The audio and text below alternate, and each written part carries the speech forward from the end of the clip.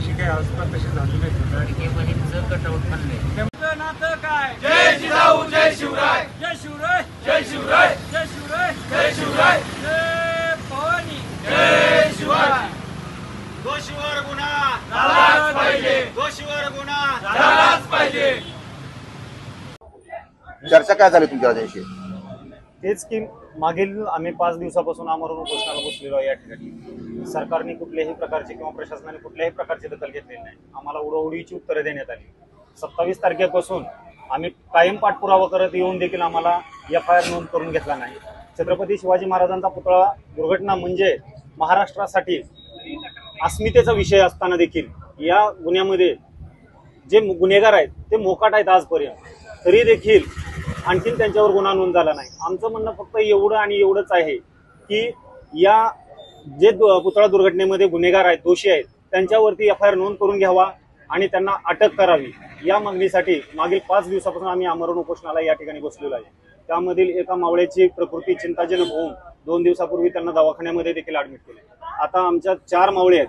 4 मावळ्यांचे ketone 3 पॉझिटिव्हचे report आलेले आहेत. तरी देखील आम्ही आजपासून एक निर्धार केलेला आहे की आज संध्याकाळपासून जर गुन्हा नोंद नाही झाला तर पाणी देखील आम्ही या घेणार नाहीत आणि शेवटच्या क्षणापर्यंत आम्ही या उपोषणातून हटणार नाहीत. महाराजांना देखील आम्ही तेच सांगितले.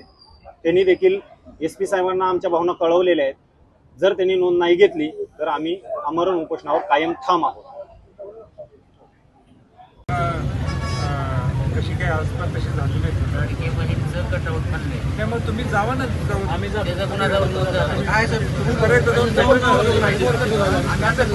दहा तारखेपर्यंत खूप केलं महाराज आमच्याशी बसला 3 वेळा जाऊन बसला. त्याच्यानंतर मग हे पुन्हा मार्ग हे मार्ग अवलंबला. मग आपण आपल्या पद्धतीने करायचं ते काय काय. तसं आमच्यापैकी जर कोणाच्या जीवाला काय झालं तर सर्वस्वी प्रशासन जबाबदार असेल. नुसतं एकच मला एकच चिंता तुमच्या तब्येतीची. बाकीचं काही आंदोलनाला माझं काही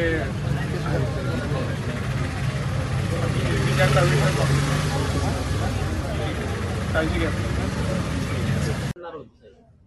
पाणी सोडणार होती पूर्ण. आम्ही जागर केलं पाणी सोडणार. कुठल्याही गुन्हे केला तयार आहे. आणि त्यात एक अजून हे मी काय सांगतो, जर कुणी तर हिरोमध्ये दाखल झाला आहे तो असं नाही आहे की तपासावर त्याच्या काही डिफरंट इम्पॅक्ट पडतात. ते सेमच एकच तपास तो भाग वेगळा आहे. तो इम्पॅक्ट काय तो भाग वेगळा आहे. जर का त्यांच्या म्हणण्याप्रमाणे FIR होऊ शकत असेल काय म्हणलं ते झिरो FIR पण त्याच्या जनरली सर 0 FIR आपण कशासाठी वापरतो की एखादा जर मुलीच्या कोणी गुन्हा दाखल झाला आहे, मतलब तिकडचे कोणी इतर ठिकाणी काही क्रित घडलाय पण ते तिथे जाऊ शकत नाही, ते इथे आपल्याकडे आले. ट्रान्सपोर्ट फॉर ज्युरिडिक्शन मी सांगतो इथं शिवमानचा पुतळा पडला. बरोबर आहे. ठीक आहे, नॉर्मल परिस्थिती गुन्हा दाखल झाला पाहिजे. मी तेच आपल्या सगळ्यांना सांगतो, अगर आपण 0 प्रमाणे केलं तर इतर कोणतेही आरोपी जर त्यांच्या म्हणणं आहे ते आपण संवेश करू शकत नाही. सेम कंटेंटवर गुन्हा दाखल करावा. पण ज्यांनी जर निवेदन प्रमाणे किंवा ऍप्लिकेशन प्रमाणे दिला की हे पण आरोपी त्याच्यामध्ये झाला पाहिजे.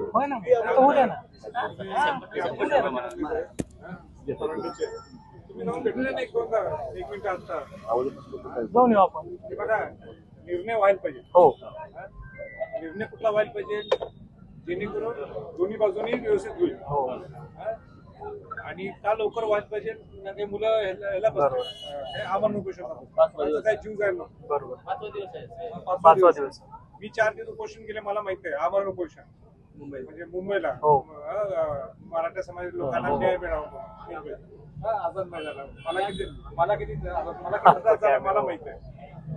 पण असं नाही ना, पण तुम्ही सुद्धा कॉन्क्रीट जाऊन भेटून बोला आता त्यांच्याशी.